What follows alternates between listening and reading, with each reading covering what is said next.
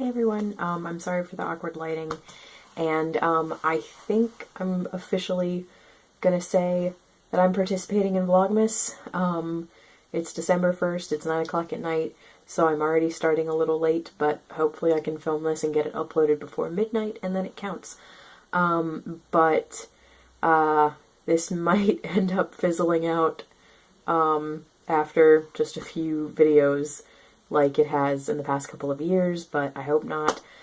So happy Vlogmas! It's Vlogmas Day 1. And I will say that before I realized that I wanted to participate in Vlogmas, I filmed a couple videos and I just filmed them as if they were regular videos. So you're gonna see a couple posted where I don't say like, hey, welcome to Vlogmas Day 2, but it'll say so in the title description that it is Vlogmas. So anyway, let's get started. This first video is gonna be my November wrap-up. I'm hoping to be able to talk about everything. I'm gonna try to be quick about it.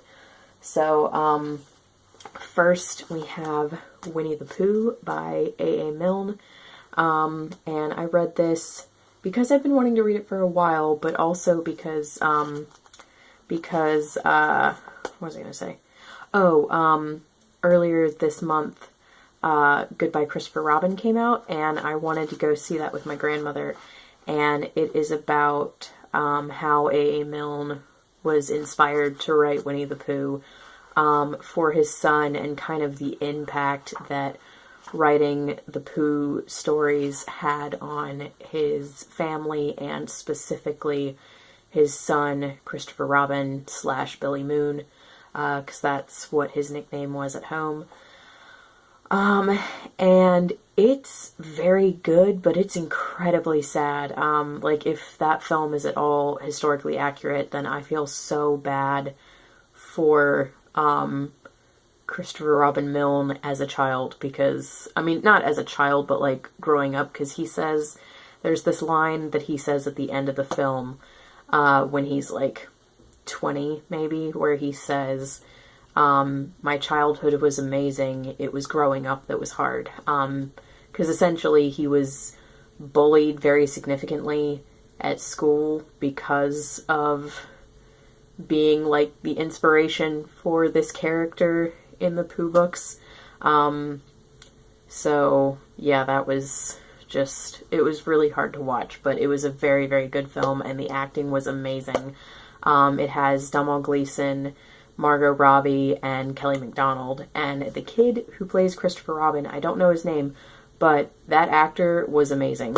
He did a phenomenal job, and also just so did everyone else, but if the film is historically accurate, then I did not like Mrs. Milne, Christopher Robin's mother, at all. Like, she was, wow. I thought Margot Robbie did a great job, but if that was at all historically accurate, then whoa. But anyway, so yeah, I really loved the film, and I loved this book. Oh my gosh, okay. I grew up watching the Disney, not Disney, yeah, I guess you could call them Disney movies, but they were all like 30 minutes a piece or something. My two favorites growing up were, Winnie the Pooh and the Blustery Day, and Winnie the Pooh and the Honey Tree, and those two stories were both in this particular book, so reading it was just great. And the good thing about having seen the films, like, I really wish that I'd read this as a child, but at least the good thing about having seen the films is that I did feel like I knew the characters really well already going into this book. So yeah, I loved it. And my favorite character when I was little was Tigger, and as an adult, especially reading this book, because Tigger isn't actually in this book, he comes in, I believe, in the next one, which is House at Pooh Corner, which I haven't read yet, but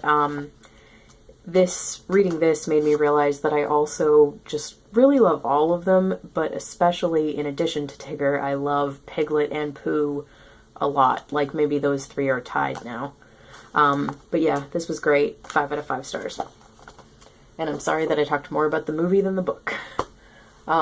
But anyway, so next I'm going to talk about this for just a minute. This I'm technically currently reading. It is a reread, and I don't remember if I actually talked about this in my October wrap-up or not, so if I did, and this is a repeat, I'm sorry, but this is The English Garden. Centuries of botanical delight come to life in 4 romantic novellas.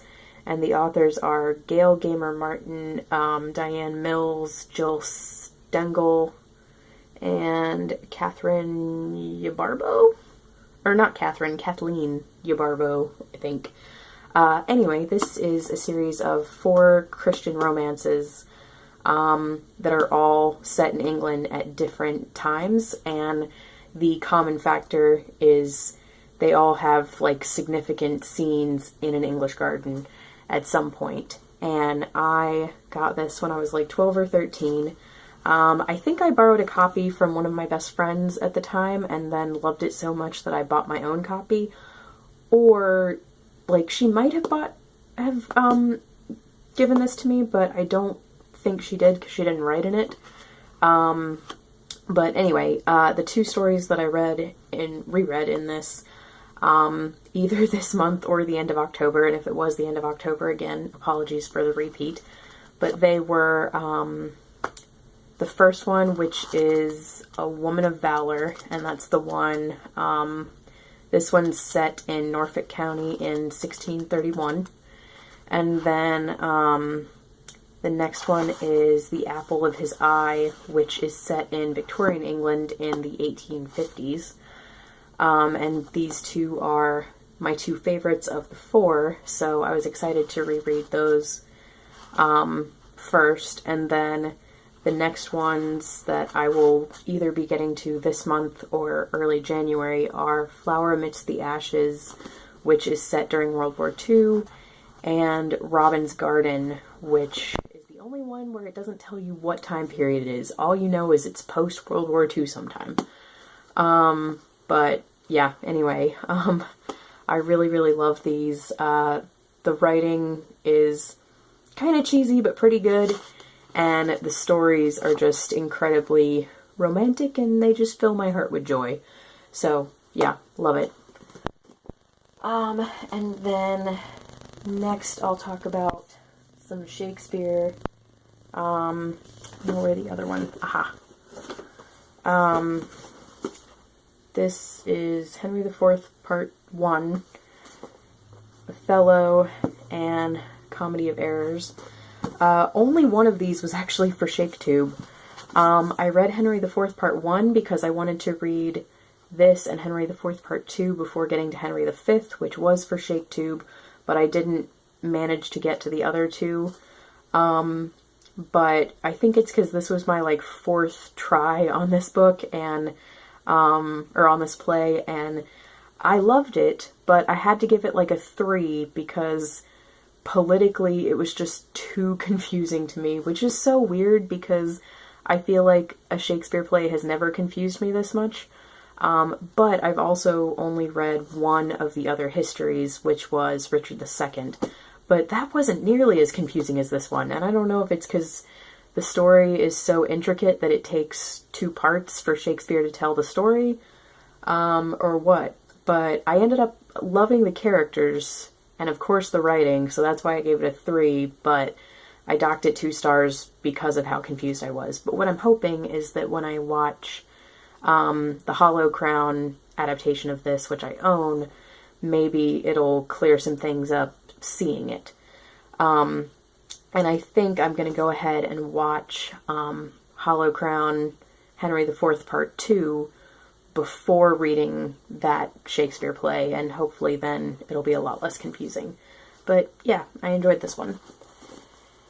And then next one that I enjoyed much, much more was The Comedy of Errors. Errors? Ugh, errors. I can't talk today. Anyway, Comedy of Errors.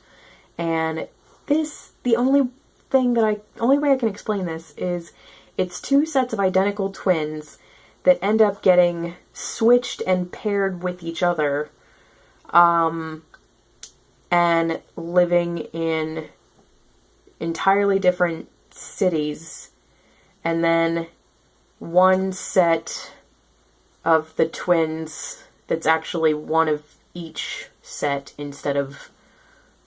Anyway, ends up going to the town where the other set is, the other pair is, and they keep getting confused for each other. And that's the only way I know how to explain it. It was amazing. It was hilarious. And honestly, this confused me a lot less than Henry IV Part 1, which is saying a lot. One thing that I loved about the Archangel version that I listened to this time was that David Tennant played one of the twins and Brendan Coyle played, I guess, his other twin, because I thought going into this that Brendan Coyle was going to be playing one identical set and David Tennant would be playing the other identical set. But it was actually that they had each of the 4 twins voiced by 4 separate actors, and I didn't know who the other 2 were. So that kind of confused me, because I didn't realize that that was happening until a bit into the recording, and I was like, what is going on? So it helped massively with my confusion that they had 4 different actors playing the 4 separate twins instead of having one person voice one set and one person voice the other set. But yeah, that's why I was so excited about this particular Archangel production, is David Tennant was playing one of the lead characters and Brendan Coyle was playing another lead character. And they are 2 of my favorite actors, so that was great. So yeah, I would give this one a 4. Only because of the confusion. And I really want to find a good version of that to watch, I hope, at some point. Next we have Othello. This was my favorite of the month. This was the only one that I read for ShakeTube. Oh, and I should have mentioned, I read Comedy of Errors because there's a new web series called Twincidence on YouTube, and so I read that so that I could start watching that web series. But anyway, Othello. I have known for quite a while that this would end up being my favorite Shakespeare tragedy. And I just know it. Like, I haven't read all the tragedies at all, but I know that once I do... okay, I'm 99% sure that once I do read all the tragedies, this will still be my favorite. And the reason is because it makes me the most angry. Reading this, I got so frustrated, and it was so painful to read and listen to, because there are so many characters in this that I get so angry at for different reasons, and so frustrated with, because if certain characters had just thought slightly differently, then the play would have ended completely differently.